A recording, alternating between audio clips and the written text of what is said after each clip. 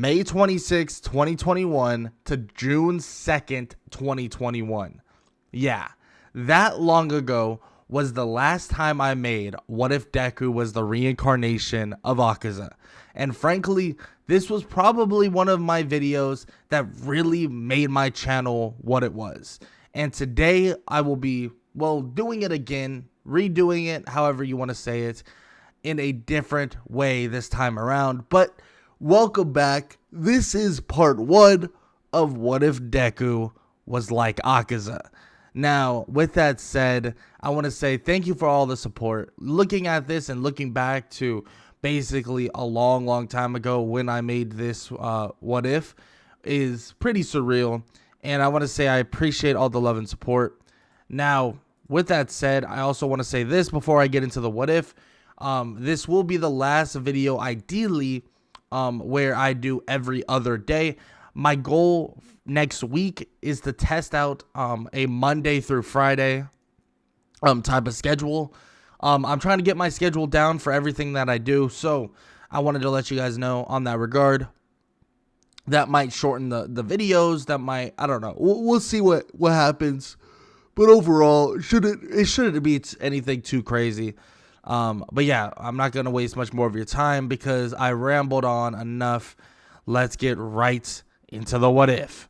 Let's get it. Izuku Midoriya was born, and he was born differently than anybody else. Because Izuku was just an ordinary kid for a very long time. Izuku wanted to be a hero so badly. He idolized someone like All Might and continued to just want to strive for that specifically. Strive to be like All Might. Strive to be just as good, if not better, than the #1 hero. But we all know that dream is very hard to reach, especially when at the age of 4, he is deemed quirkless. But here's the thing. What many others didn't understand is that Izuku would be a rare case in this instance, a rare case that would kind of shake up everything in hero society. So in the very beginning, Izuku was obsessed with martial arts. And he actually got into a lot of martial arts classes, and it ranged from many different things. We're talking karate, we're talking regular kickboxing, we're talking judo, we're talking jujitsu, anything you can think of. He was really obsessed with it. Now, he didn't know why exactly, and frankly, he never would know the actual reason, but he was obsessed with it all. And he would continue to do this throughout his, childhood, and he would quickly realize how much stronger, how much faster he is than most, if not every kid that has a quirk.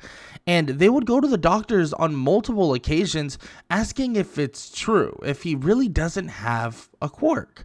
And they would tell him, they would do studies, they would do multiple new things, and they would tell him no, he doesn't have a quirk, nothing, absolutely zero. And this would confuse Inko, or Izuku's mom, because at the end of the day, it seemed as if he did. I mean, the kid is extremely strong, extremely fast, and on top of that, he learns extremely quickly. He learns martial arts and all of these other things extremely fast. But there's also something else that begins to, arise within Izuku, you could say. Something that is, not very heroic. Izuku would start craving things that a normal person would not be craving. He would start craving human flesh. Now, he would be able to resist the urge for a while, and he would even bring this up to his mother, bringing up the idea that he feels this odd urge for blood and for this, and he can't get it to stop, and he doesn't know what to do, and it's daunting, it's terrifying. He doesn't understand why it's happening. And the longer he goes, seemingly with this craving, as he enters, the age of 12, 13, he continues to feel worse and worse, and his strength continues to deteriorate slowly but surely. And one day, I mean, his mother is on the brink of just, you know, getting blood or something, or stealing from a blood bank like as soon as possible. And she doesn't know what to do. She's honestly considering it. She is genuinely considering just stealing from a blood bank and helping her son, because at the end of the day, this is ridiculous. Like, this is like, her son is going through absolute hell is what it seems, and she knows that she can stop it. She can actually help, but before she can actually do this, before she can actually do this crime specifically, well, Izuku would fall into this deep slumber.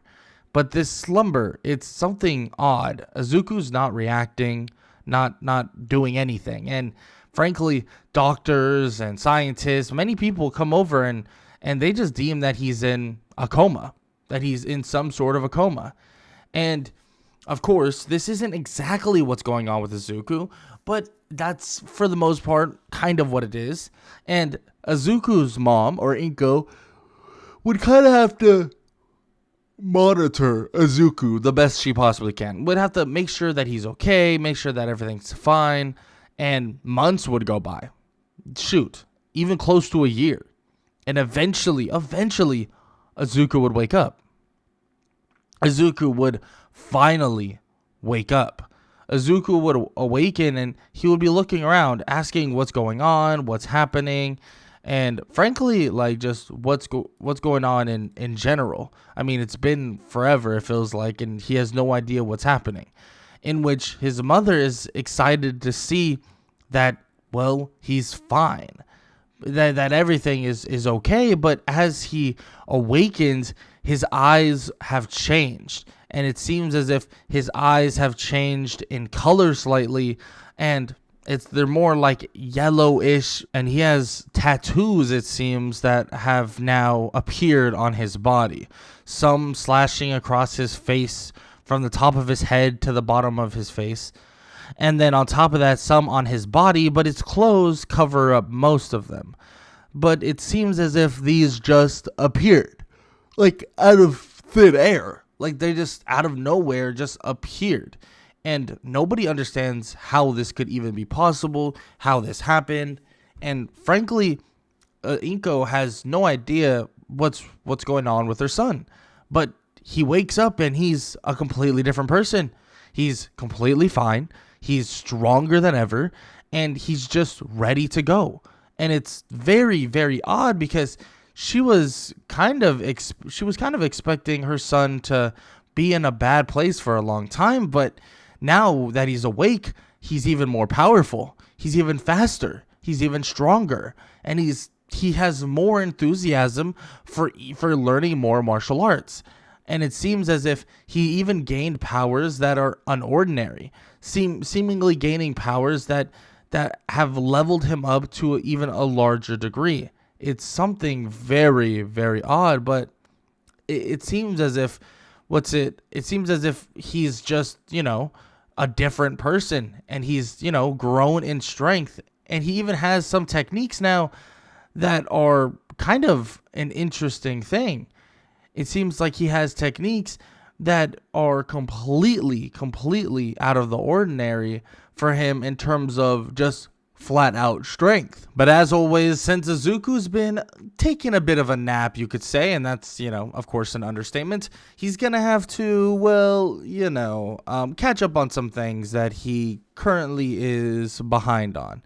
And of course, he can do that. He's gonna catch up on some things he is behind on for the most part, and he's gonna catch up on some studying and some stuff like that. And overall, and frankly, he's going to be very prepared for the UA entrance exam that is coming up sooner than you could possibly imagine.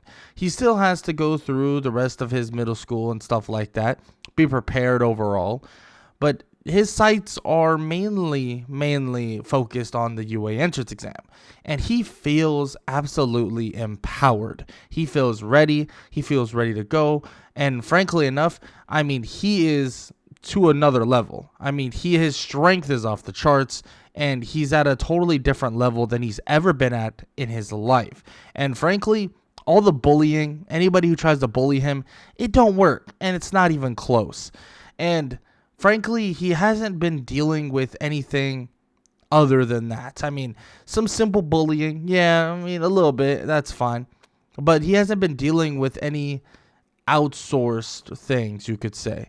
It seems as if he's gained quite a bit of strength. He has gained that, the whole blood thing, but it seems as if he's not dealing with any sunlight issues, you could say. Now, he doesn't know anything about any sunlight issues in general, but at least for now, he's not dealing with it, at least, in the moment. Now, Izuku has just gotten ready for the UA entrance exam. He hasn't really thought about anything other than flat out just getting ready. I mean, he's been preparing, he's been grinding, he's been training, he's been doing anything he possibly can to get himself to the point that he knows he'll be ready for whatever this exam has for him, and that includes studying hard and so on, and he's been kind of just ignoring everybody. And until the very last day of school, after, all the normal stuff happens in school, kind of goes in disarray, you could say, because he goes to head home. It's just a normal day in Izuku's life, and he starts heading home. And as he's heading home, he can sense somebody below him about to burst through a manhole cover. Yes, the sludge villain would come out of a manhole cover and immediately try to attack Izuku, telling him that he's going to take over his body and there's nothing he could do about it. Now, this is where Izuku turns around and absolutely shows how he's levels above so many of the villains that exist to this day, because he easily is able to dodge and get out of harm's way of the sludge villain, and he would eventually lead him to landing one punch on the sludge villain, and the sludge villain would go flying backwards, splattering everywhere into a ton of different pieces. And as this happens, well, one person shows his face jumping through that same manhole cover that the sludge villain did, and that was All Might. All Might would show up and would basically ask how this happened, and Izuku says that the sludge villain attacked him and he was protecting himself. And obviously, that's exactly what occurred. And well, the sludge villain might be, splattered everywhere. And there's a reason for that. And the reason is because, Izuku had to do what he had to do. In which All Might would say that he is a brave kid. And honestly, this is a very impressive feat. So he hopes to see him at least trying out for UA High School in the near future. In which Izuku asks if he does really stand a chance, and if he thinks that, he'll be able to get in which All Might says that if he can take down a villain like this, there is no doubt in his mind that he'll have 1000% a chance to get into UA High School. He wishes the kid the best of luck, and he tells him that he'll be seeing him hopefully very soon, in which All Might would pack up the rest of the sludge villain and go jumping off before Izuku could get off another word, in which Izuku would kind of shrug this off a little bit and think that maybe All Might just was extremely busy, and he has a lot of things to do. I mean, he is the #1 hero, of course. So he just watches as he jumps off and leaves in the meantime. And this would lead Izuku to feeling as if this was truly his time. Like, he's going to train hard and get ready for the UA entrance exam, but this is his time now. Time to prove that he's a hero. He's gone through the struggle. He's gone through the grind. He's done martial arts. He's done all of these things. And through his constant work ethic, it seems as if he's gained powers that are, well, unworldly. And it seems as if these powers may have come with a bit of a backlash, but it seems as if he's going to continue to grow further and further and further and further. Now, this would lead Izuku into 10 months of training. This would include, studying, of course, but also would include martial arts training, physical training, and so much more. Izuku would continue all of this training to make sure that he is prepared and ready to go no matter what. And on top of that, he wants to be just flat out ready for anything the UA entrance exam could really kind of reveal to him. Not just the practical exam, but also the studying portion or the kind of written portion of the exam. He feels like this is a very important thing or a very important part of the exam that he wants to make sure he's not lacking in. Because if he's lacking in that portion of the exam, there's a chance that he could even flat out not get into UA high school because of it. But of course, he makes sure to do his due diligence and make sure to absolutely do everything he needs to do. He studies hard, he trains hard, and all of the above, and this would lead him to the UA entrance exam. Now, the written portion is a very simple portion, and he's kind of, just has to kind of grind his way through it, answer some questions, do some written portions, and so on and so forth, answer, questions to his best of his ability, and he feels he does pretty damn well. Not bad at all, and there's a little bit of struggle here and there, but still, he thinks he did pretty darn well.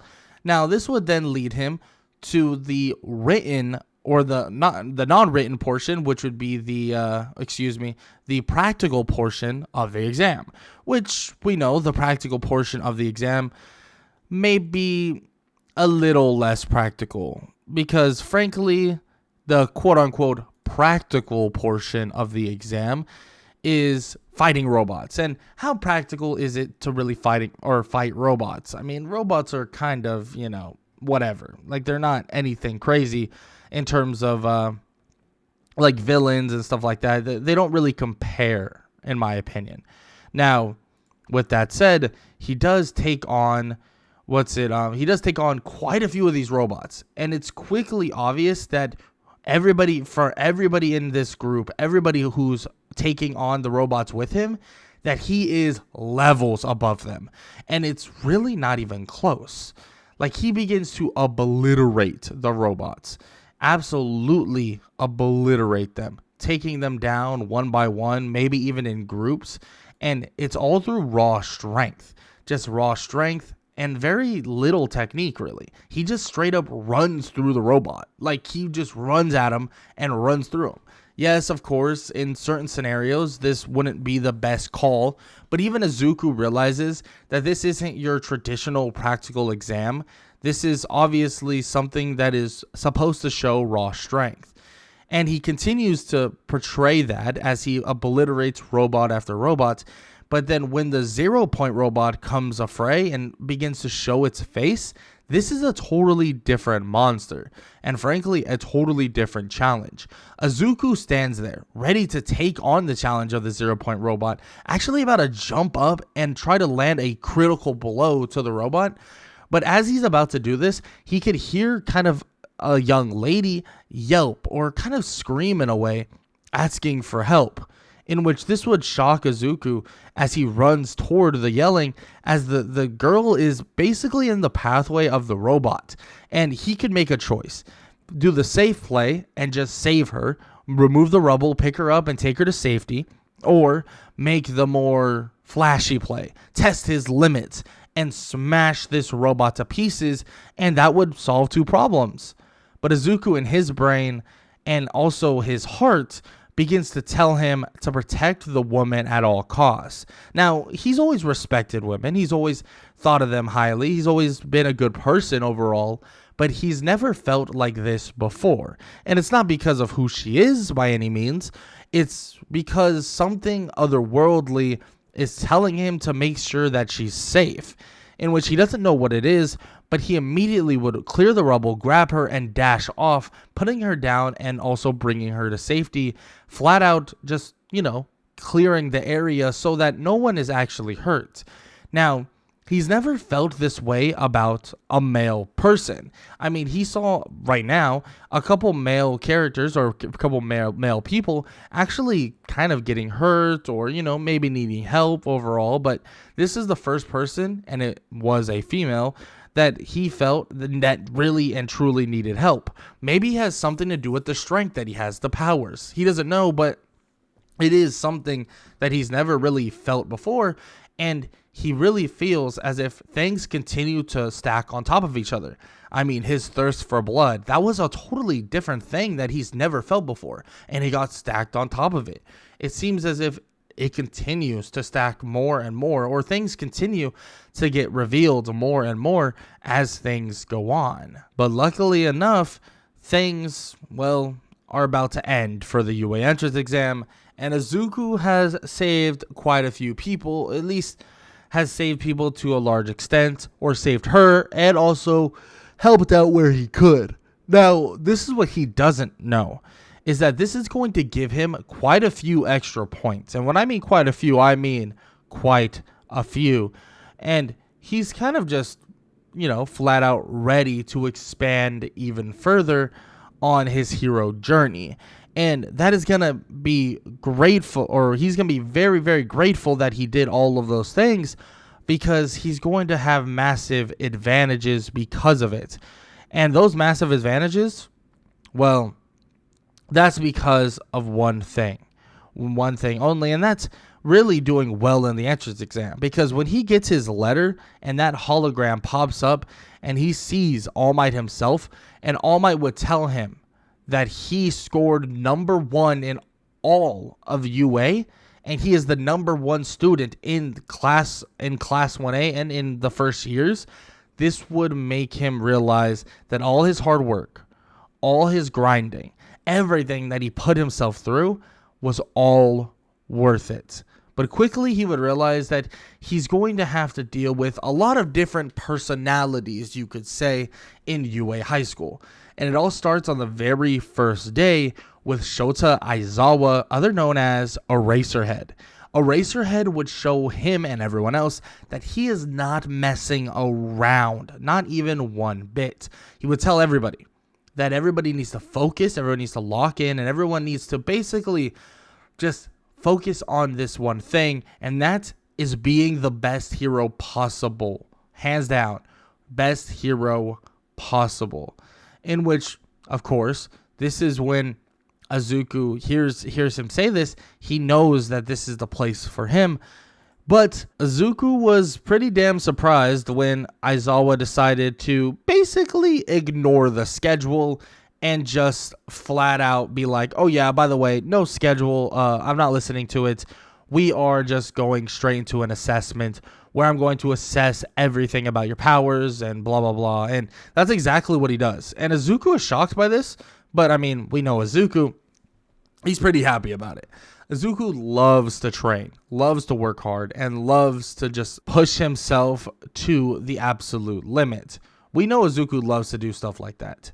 So the fact that we have a quirk assessment this early on, and something that would allow Izuku to show off his skills and stuff like that, Izuku loves that idea, loves the idea of doing just that. So he's going to obviously oblige and show off his skills from how far he can throw a ball, which is extremely far, by the way. And on top of that, just show how fast, or show off his speed, his sidestep skills, his grip strength, and his strength overall. I mean, he gets number 1 in almost every single category, and he's just showing off at this point, showing everybody what he's capable of, and frankly, what they're going to have to deal with in terms of competition, because that's what this is. This is a competition. Everybody is standing here thinking that, well, oh, yeah, I mean, everyone's kind of, working together and this is fun and stuff like that. No. Even Aizawa makes this very clear that this is no normal thing. This is a competition. At the end of the day, there's rankings for heroes for a reason.